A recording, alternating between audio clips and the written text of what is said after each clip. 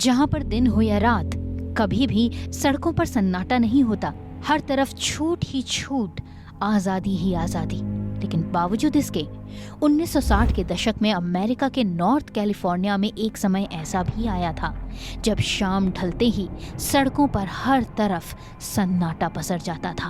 प्यार की कस्में खाने वाले युगल जोड़े भी एक दूसरे को अपनी कसम देकर भी शाम के सन्नाटे के बाद एक दूसरे से बाहर निकलने की जिद नहीं कर पाते थे, और न ही कोई इस जिद को मान पाता था, क्योंकि उस समय शहर में घूम रहा था एक ऐसा सीरियल किलर जिसे तलाश थी सिर्फ और सिर्फ जवान प्यार के पंछियों की, जिसे मजा आता था यंग कपल्स को मौत के घाट उतारने में। ये अमेरिका के इतिहास में एक ऐसा सीरियल किलर बना जिसके बारे में आज भी कोई नहीं जानता कि ये शख्स आखिर था कौन। ये शख्स जिसने अपना नाम द ज़ोडिएक किलर रखा था और जो हत्या करने के बाद खुद न्यूज़पेपर्स को अपने कारनामे बताता था। कौन था ये शख्स और क्यों करता था वो ऐसे, ये आज तक भी एक बहुत बड़ा राज है। जनरली लोग अपने ज़ोडिएक साइन के जरिए अपने बारे में छुपी हुई बातों को जानने की कोशिश करते हैं, अपनी जिंदगी में आने वाले सच और आने वाले भविष्य की कल्पना को लेकर भविष्यवाणी जानना चाहते हैं। लेकिन इस सीरियल किलर ने तो अपना नाम ही द ज़ोडिएक किलर रखा था।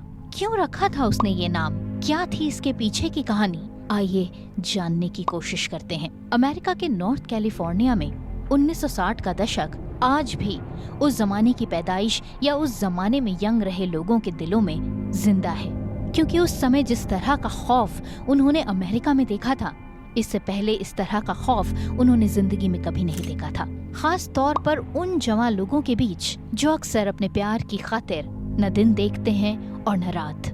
लेकिन जब कभी भी रात का सन्नाटा पसरने के बाद ये प्रेमी जोड़े एक दूसरे से मिलने की एक मासूम जिद कर बैठते थे, द ज़ोडिएक किलर बन जाता था उनका जानी दुश्मन।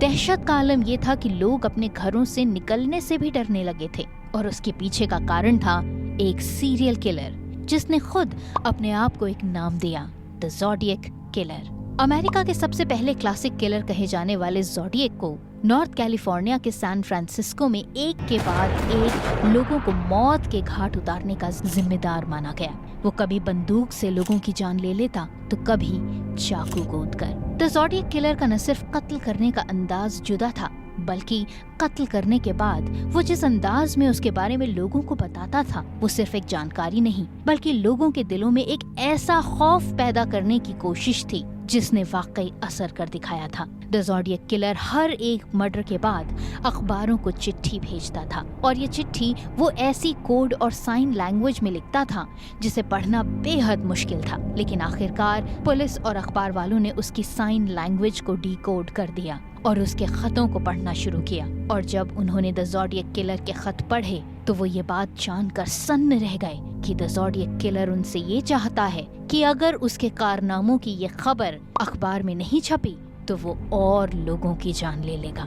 लिहाजा अखबार वाले उसके हर एक कत्ल की जानकारी लोगों को अखबारों के जरिए देने लगे, और लोगों का खौफ दिन ब दिन बढ़ता चला गया। अपने खत में द ज़ोडिएक किलर पुलिस वालों को ताने मारता था, उन्हें गालियां लिखता था। पुलिस की नाक में दम कर चुका ये ज़ोडिएक किलर अब पुलिस की छवि पर एक बहुत बड़ा कलंक साबित हो चुका था, क्योंकि इतने मर्डर्स के बाद भी पुलिस को उसका नामो निशान नहीं मिला था। ज़ोडिएक किलर के निशाने पर यंग कपल्स रहते थे। वो अक्सर उन्हें अकेला पाकर उन पर अटैक कर देता था और उन्हें तब तक नहीं छोड़ता था जब तक कि उनकी मौत नहीं हो जाती थी। पुलिस ने ऐसे 5 कत्लों की पुष्टि की जिनका जिम्मेदार ज़ोडिएक किलर था, लेकिन ज़ोडिएक किलर ने खुद प्रेस को जो चिट्ठी लिखी उसमें उसने ये दावा किया कि उसने 1-2 नहीं बल्कि पूरे 37 लोगों की जान ली है। विदेशी अखबार द सन की एक रिपोर्ट के मुताबिक ज़ोडिएक किलर ने अखबारों को लिखी अपनी चौथी चिट्ठी में खुद को ज़ोडिएक का नाम दिया था। उसने अपना नाम ज़ोडिएक क्यों रखा,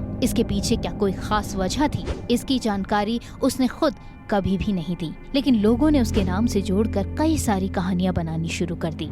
धीरे धीरे द ज़ोडिएक किलर अमेरिका के किसी भी नामी एक्टर की तरह पॉपुलर हो गया। क्राइम रिकॉर्ड्स और प्रेस में वो एक चर्चित नाम बनकर उभर आया था। द ज़ोडिएक किलर जिस तरह से लगातार पॉपुलर हो रहा था और जिस तरह से उसका खौफ लोगों के दिलों में बसता चला जा रहा था, यकीनन वो पुलिस के लिए एक बहुत बड़ी चुनौती बन चुका था। पुलिस इस मामले में अब अपनी छवि को और खराब नहीं करना चाहती थी, लिहाजा कैलिफोर्निया पुलिस ने अमेरिका की तमाम एजेंसीज और जासूसों को ज़ोडिएक किलर के पीछे लगा दिया।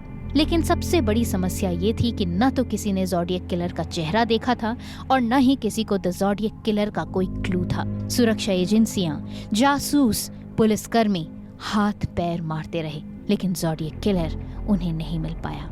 थक हार कर साल 2004 में अपनी किरकिरी कराते हुए अमेरिकन पुलिस ने 2004 में इस केस को बंद कर दिया। लेकिन पुलिस इस मामले को ज्यादा टाइम तक नहीं दबा सकी और साल 2007 में एक बार फिर से इस केस को खोला गया। लेकिन फिर भी इस केस का कोई सोल्यूशन नहीं निकल पाया अभी तक भी, जबकि इस बात को कई साल बीत चुके हैं। अमेरिकन पुलिस इस बात का पता ही नहीं लगा पाई है कि आखिर ज़ोडिएक किलर था कौन। अक्टूबर 2021 में एक जांच टीम ने दावा किया कि उन्होंने एक शख्स की पहचान कर ली है जो शायद ज़ोडिएक किलर हो सकता है।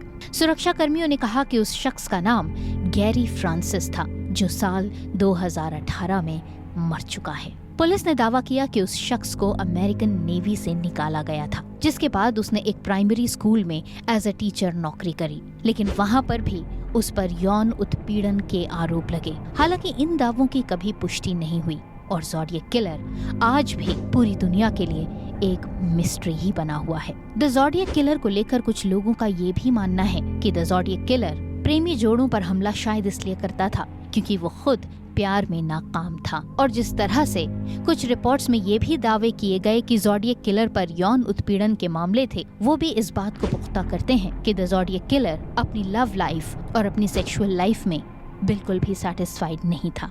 तो ये था हमारा आज का वीडियो जिसमें हमने अमेरिका के serial killer the zodiac killer के बारे में आपको बताया, जिसके कत्ल और जिसकी मौत की गुत्थी आज तक भी नहीं सुलझ पाई है। वीडियो अच्छा लगा हो तो चैनल को सब्सक्राइब कर दीजिए, पेज को लाइक कीजिए और वीडियो को शेयर करके इसे ज्यादा से ज्यादा अपने लोगों तक पहुंचाइए। आज के लिए बस इतना ही। अगले वीडियो के साथ होती है आपसे बहुत जल्द दोबारा मुलाकात। तब तक के लिए नमस्कार।